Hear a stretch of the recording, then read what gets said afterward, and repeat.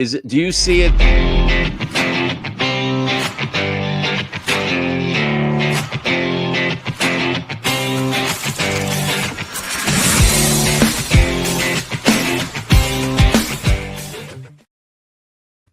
Well. Here we are. It is, of course.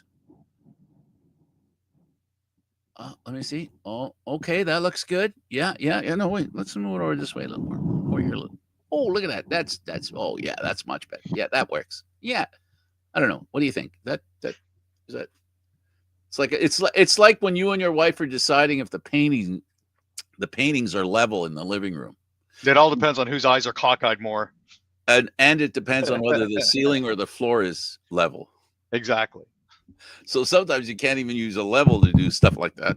And now I see the problem here. I'm hitting it. There. Okay, sorry. Oops. There. All right. I created a new stand, and I'm beginning to wonder whether it was a good idea or not. Well, Aaron, it's getting to the point where Aaron is ready to do something and Frank isn't. And I'm just wondering, what's it like for people organized such as yourself to have to work with people like me who just can't get their schmidt together? It's not even necessarily that I'm more organized. It's I have less to do when it comes to the actual running of this channel. You're more hands-on and have more stuff to do behind the scenes. That's I just get to sit in front of the camera and look pretty. Excuse. That's no excuse. No excuse. Nope. Not going to go there. Not going to be that. All right. Listen, I guess I'm really, the root of my problem is I'm in shock. I'm in shock because the Leafs won a hockey game. And that's fair. I think they managed to shock a lot of people too. I don't think anyone expected William Nylander to both open and close the scoring for the game. So, there's that. Well, if it wasn't for his scoring, the game would have been tied 1-1. No, it would have been 2-1 Exactly. Leafs. Would have been 2-1 Leafs. But after that rather spectacular, he called it an impulse move. But it was nice to see him manage to crack a smile out of that, saying it was nice to get on the scoreboard that early. Did you see his post game? I did. It was hilarious. When they asked him about the own goal, and he just, okay, bye. Exit stage left. But yeah, it was one of those things where you weren't expecting that, but the Leafs did manage to put a complete game together for a change. I thought they had a very, very good second period going until Jake McCabe managed to start taking penalties. I think he took two in the second period alone, which makes things just a little bit more difficult. But at the end of the day, it took them 4 minutes and 6 seconds of overtime before Big Johnny T, scrumming along the boards, kicked it free to Riley, who managed to pop it over to Nylander, who absolutely deked Binnington out of his pants and put it in the back of the net. So happy days, the Leafs have won. I have to say, John Tavares, his whole career has been about controlling a puck, keeping a puck along the boards. And this was high up on the boards. This was near the blue line this time. And he was competing for a puck with 3 opponents. It could have been 4, but there weren't 4 of them on the ice. The goaltender would have had to gone after him. It's amazing that John Tavares he really is the guy that should be the captain of the Maple Leafs. We've seen the Matthews version of the captain of the Maple Leafs, and now we see Nylander and how he's playing, and then we see Tavares how he's playing, and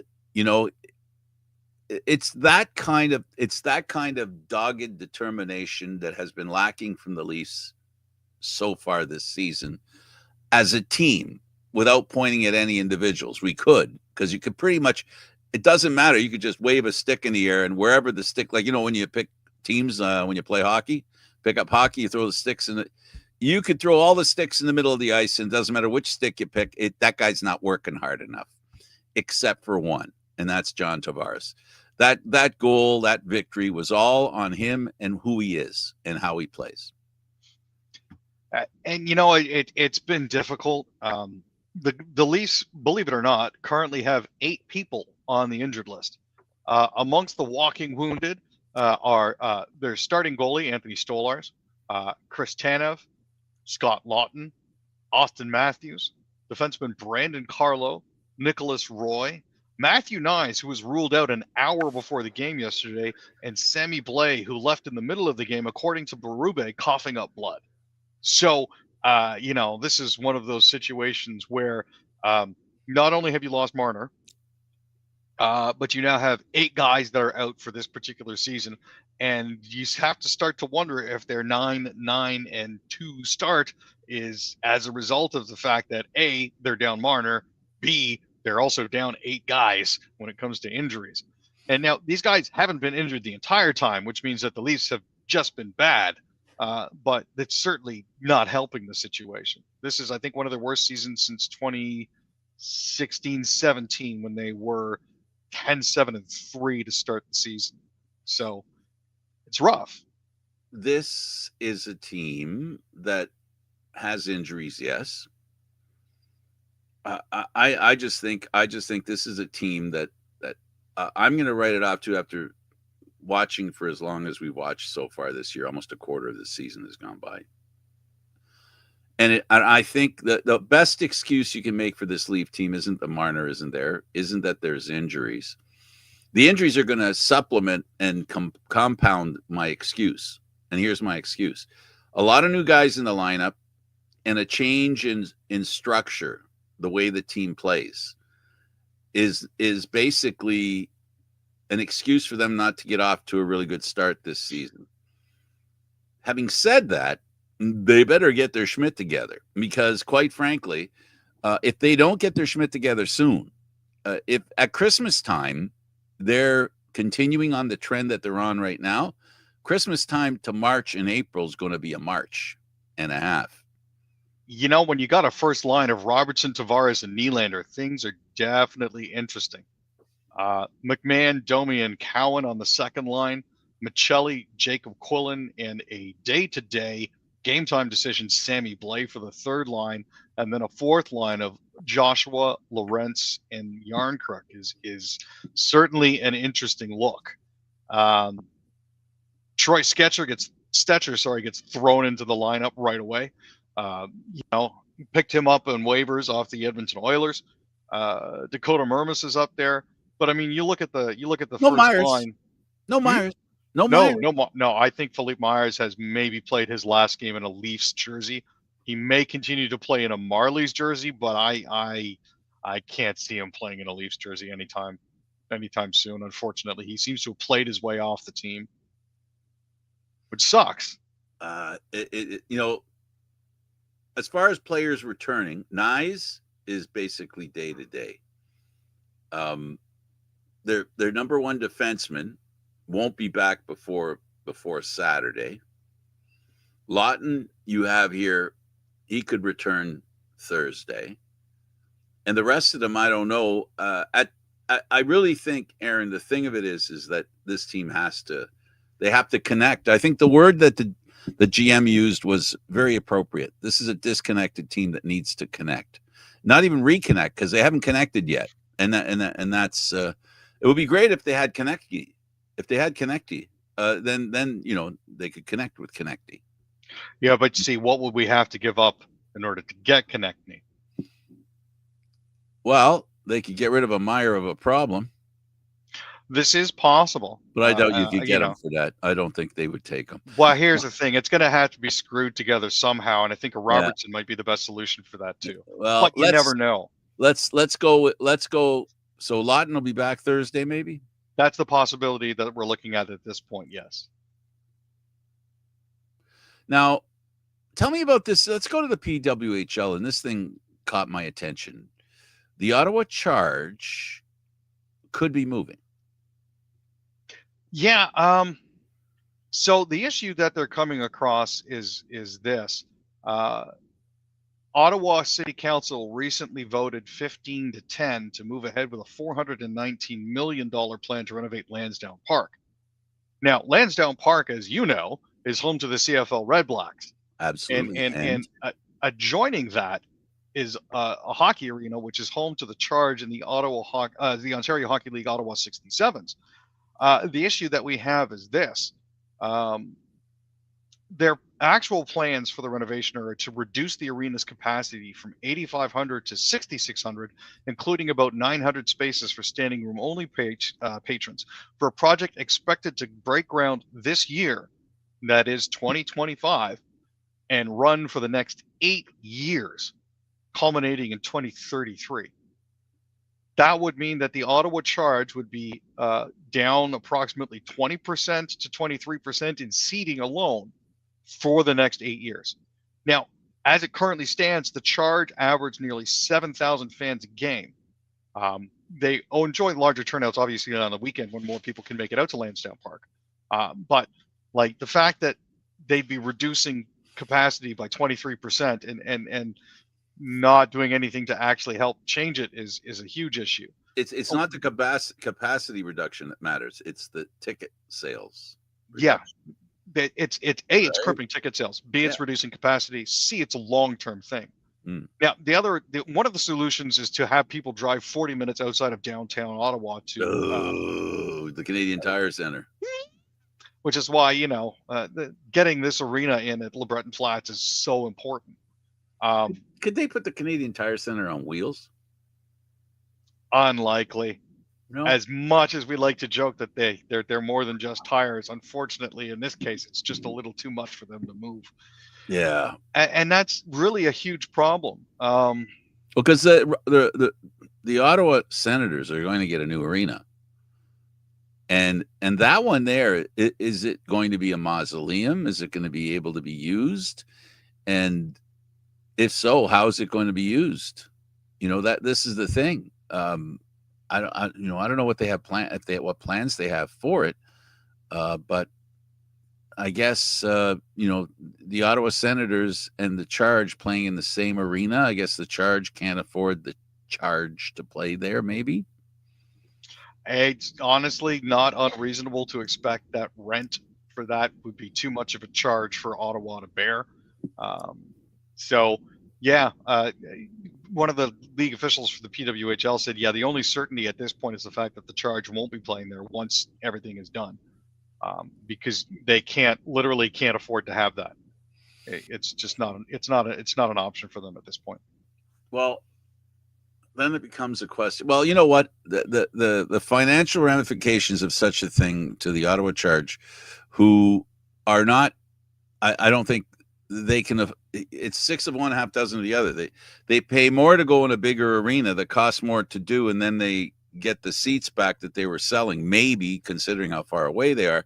And even if they did get the seats covered back, how much of those extra seats in shrinking the Lansdowne Park arena, do you know what I mean? Like, you can have more people, but how much of that money is actually going to go in your pocket than go in the arena's pocket? So this is something that Toronto has dealt with, and that's why the Coca-Cola Center is so important and significant, because I don't think, you can tell me, I don't think the AHL Toronto team can afford to play their games, in the Bank of Nova Scotia arena.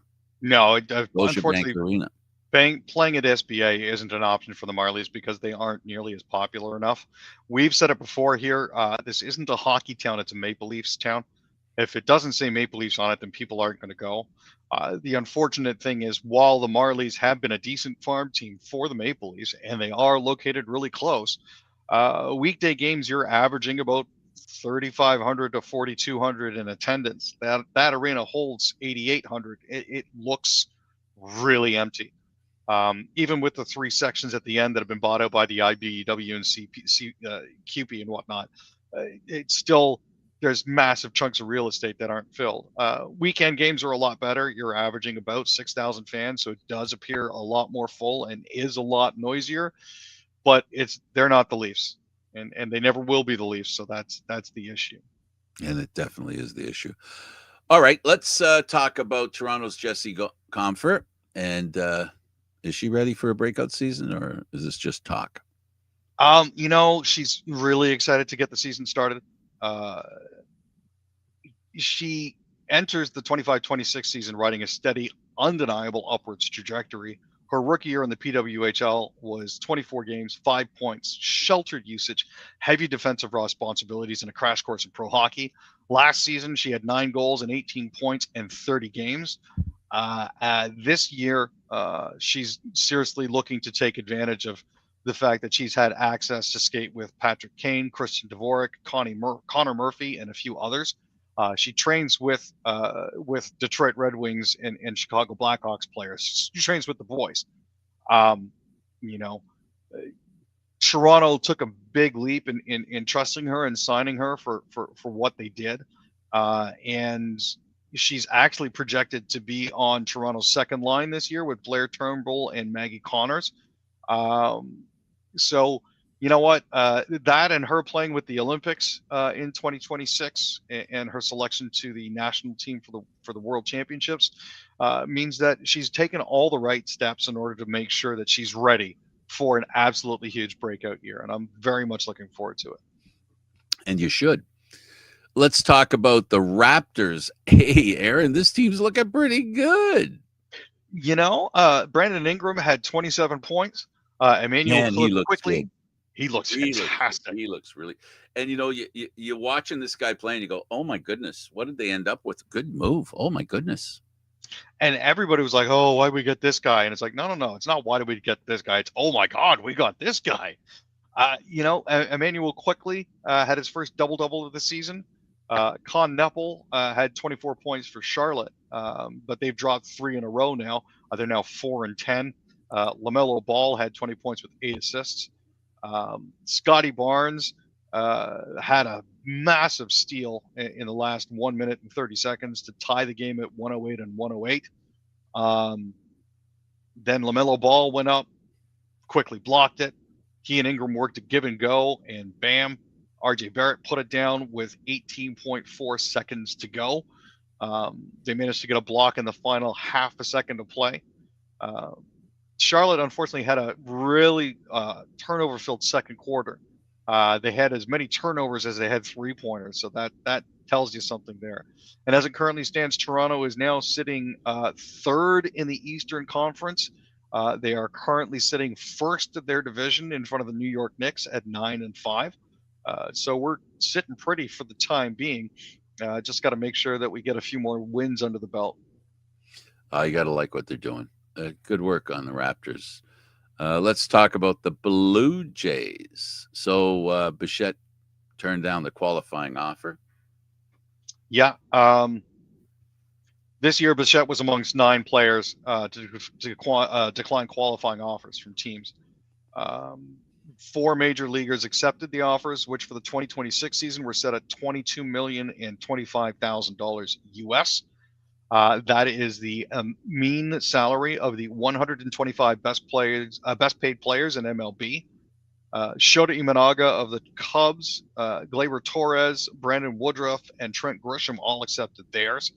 Along with Bichette, however, rejecting the qualifying offers were Kyle Tucker, who the Jays are reportedly interested in going after, not to mention Kyle Schwarber, Ranger Suarez, Dylan Cease, and Michael King, Edwin Diaz, Zach Gallen, and Framber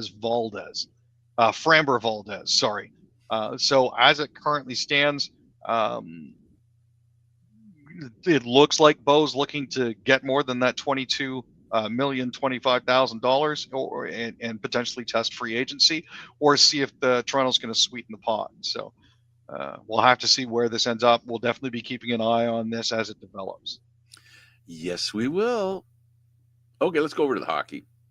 And Dobesh, who had a really good start to the season for Montreal, lost another one, but this time it wasn't. Well, I don't think it's ever been his fault. He's been a great goaltender. He's been a great find for Montreal. He definitely has. The unfortunate thing is they've lost 3 games in a row at home. They were hoping to get back on the right side of the ledger against CBJ, but unfortunately they're dealing with injuries right now to Caden Gooley, Patrick Laine, Alex Newhook, and Kirby Dock. So Martin St. Louis had to switch his lines up. But unfortunately, things didn't quite go according to plan. They now lost 4 games in a row. It was a 4-3 shootout defeat. Now, unfortunately, chemistry doesn't happen overnight. So, Zachary Bolduc was playing alongside Nick Suzuki and Cole Caulfield. Didn't quite work because they haven't played together enough. Juraj Slavkovsky was with Oliver Kapanen and Ivan Demidov. It was a little bit easier for them to play together because there's at least some familiarity there. But yeah, at the end of the day, you're trying to pastiche guys together, and like the Maple Leafs, they just don't seem to be clicking.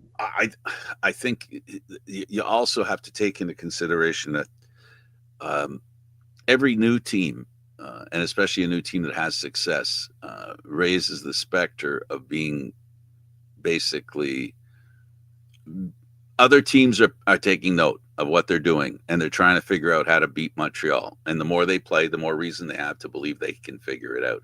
And the other teams have figured it out. So now what happens is Montreal's got to make some changes and get back to being in charge of the game instead of following it. And I'll tell you, they've got so much talent on that team. It's not easy because there's a lot of talent in the league. Yeah, there's far too much talent, not enough teams. Basically what it boils down to. Absolutely. Ottawa Senators, Nick Cousins fined by the NHL for embellishment. That is a penalty. They're calling that now? Finally. It's been a long time coming for our dear Nicky boy there. The NHL has finally confirmed that, yes, Nick Cousins is a diver. They announced on Tuesday that the Senators winger would be fined $2,000 US for embellishment. He already got a warning. So the fine was imposed because there was a second incident. The original incident was against the Washington Capitals back on October 25th. So they said, don't be a dummy. Nick Cousins then proceeded to embellish again. And it was for an incident at 8:22 of the first period during a game versus Utah on November 9th, where J.J. Peterka was assessed a minor penalty for interference on the play. And if Nick Cousins had props, I'm pretty sure he would have been spouting blood from somewhere. It was just one of those, oh, come on, man. Like, we know you're doing it. It's got to catch up with him eventually. Well, there has to be that. There has to be a punishment for embellishment. So the Flyers trade for Senators prospect in a clear home run. Yeah, the Flyers are trying to rebuild. They traded their own veteran defenseman Dennis Gilbert to the Ottawa Senators for Maxence Gannett. Gilbert now is 29. He's a career tweener and journeyman who's played a total of about 111 games, 112 games across 7 seasons. He was playing behind Noah Juleson, Igor Zamula, and Adam Ginning. You may not have heard of them because they're not playing with the Flyers. They're down with the Lehigh Valley Phantoms. It's one of those things where they managed to get somebody that they thought could be useful in exchange for somebody that may be useful. That there's that difference, right? Can be versus maybe. So, they're doing the right things by getting the right pieces in place, and it doesn't necessarily harm Ottawa because their prospect pool is deep enough as it is. Yeah, well, they have trade chattel. Yeah. They have it. Let's talk about the Jets, and they beat the Blue Jackets, a future opponent of the Maple Leafs. Yeah, so Miles Woods and Zach Werenski provided the only goals for Columbus, while Elvis Merzlikins could only stop 25 or 30 shots. Winnipeg won 5-2 yesterday. Now, the Blue Jackets didn't play terribly. They just didn't get timely saves. You look at the underlying stats, type that Winnipeg was ahead of Columbus in Corsi, Fenwick, and shots. But the Jackets had just as many scoring chances and high danger scoring chances as the Jets. They just couldn't finish. And CBJ actually had a higher expected goal share than the Jets did. Kirill Marchenko, in addition, had his 12-game point streak broken. Finished one off of the franchise record of 13. He was only credited with a single shot on goal. The Jackets are now 10-8-2 with 22 points. It was something that the Jets needed. They needed to make sure that they finally came out of it with something. And it's always nice when you stop another team's winning streak. Absolutely. The Flames, Connor Bedard scores 3 times, and the Blackhawks beat them. Yeah. As it currently stands, he added an empty netter with 40.7 seconds left. It was his second career hat trick after he scored 3 times on October 28th against Ottawa. Bedard has 7 goals in his last 6 games and 13 so far this season. He scored his 13th, for comparison purposes, in his 45th game of the season in January last year. So he's well ahead of pace. Now, Rasmus Anderson on the flip side had a goal and an assist for Calgary. Matt Coronado also scored, and Dustin Wolf stopped 18 shots. But at the end of the day, Calgary just didn't have enough. They're going to be playing the Sabres tonight, and the Blackhawks are going to be hosting the Seattle Kraken on Thursday. We'll see if the Sabres can make up any ground on the Toronto Maple Leafs, who they're only 2 points behind at this point. We could very well be tied for last in the division by the end of tonight. Absolutely. So. Absolutely. There's something to look forward to. Ostlund scores twice as the Sabres beat the Oilers. I was going to say, speak of the devil. Speak of the this is I mean it's good for Buffalo that they're finally managing to put some wins together. Nobody likes to see a team get their butts kicked over and over and over again. Kevin Adams certainly could use it to help with his job. But yeah, Buffalo is currently sitting at 7-8-4 with 18 points, 2 points behind the Leafs, who are 9-9-2 with 20 points. And Ostlund's power play goal at 19:03 of the first period, just to give you an impression of how bad the Oilers started. 57 seconds into the first period, that's when the scoring started. Roslovic tied it when he extended his point streak to 5 games with his 4th goal at 4:29 in the second. Buffalo took a 3-1 lead with 2 goals in a minute 2 during the second period. Byram's goal at 8:41 gave the Sabres a 2-man advantage, and Malliston made it 3-1 at 9:43. Ostlund's second goal came in a shot through a screen by Malliston at 7:55 to the third, and Tage Thompson added an empty netter at 17:37 to make it 5-1. This is the 4th time that Connor McDavid has been held without a point.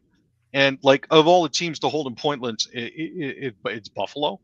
I don't get what's going on in Edmonton, Frank. I really don't. I gotta tell you, when he took the pay cut, I thought, that would have been a good sign. But they start slow all the time, and I don't know whether their coach is not doing as good a job as he did before. But anyway, a former Sabre, Bennett, for Florida, helped beat the Canucks. Yeah, he got the tiebreaker at 4:02 of the third period. Seth Jones had 2, Luke Cunnin, Evan Rodriguez, Anton Lundell, AJ Greer, and Brad Marchand also scored for the Florida Panthers. They had a season high scoring total for their 3rd win in 4 games. Sam Reinhart also had 3 assists, and Carter Verhaeghe chipped in with 2.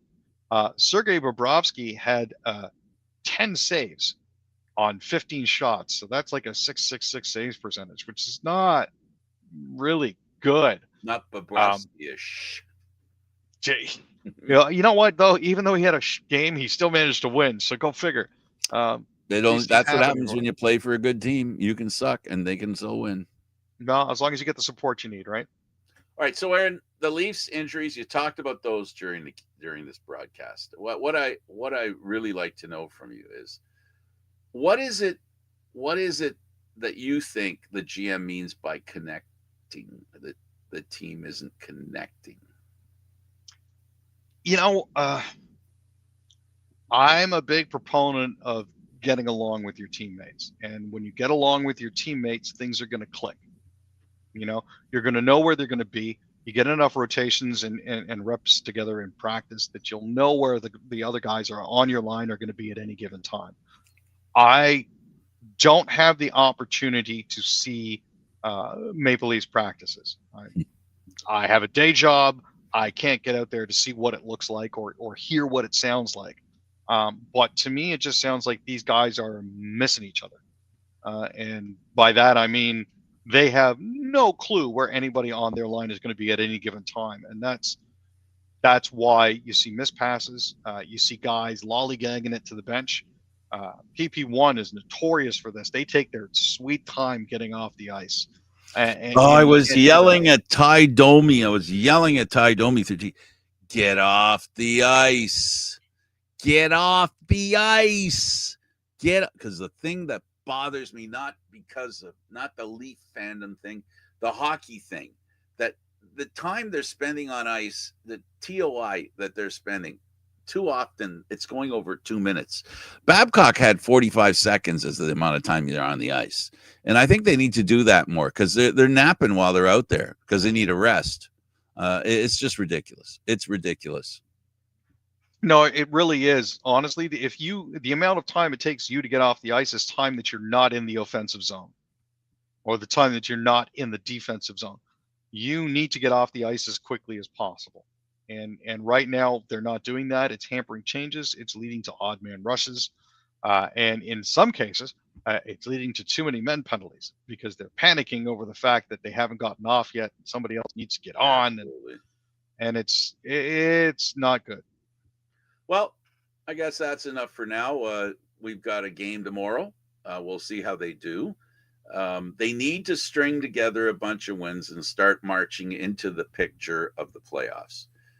They can't be sitting on the outside for long. They got to get in there and scuff up a few of the other teams with their game and also with their positioning in the standings.